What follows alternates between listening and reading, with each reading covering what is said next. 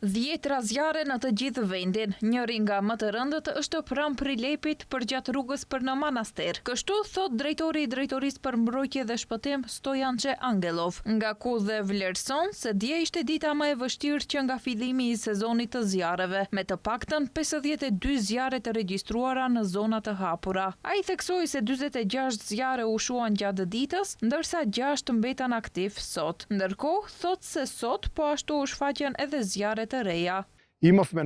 Një nga zjarret më të rënda është pranë Prilepit, përgjatë rrugës për në Manastir, edhe pse zjarri po përhapet në një zonë të shesht, era e fortë e bëri të vështirë ndërhyrjen. Zjarri është vënë në kontroll të pjesshëm dhe një hambar që përbante një sasi të caktuar duhani është djegur në të. Zjarri pranë Studeniçanit në zonën e Ramni Gaber vazhdon të paraqesë një sfidë të madhe. Traktor ajror dhe ekipe speciale të shërbimit shtetëror të zjarrfikësve po marrin pjesë përsëri në shuarin e tij.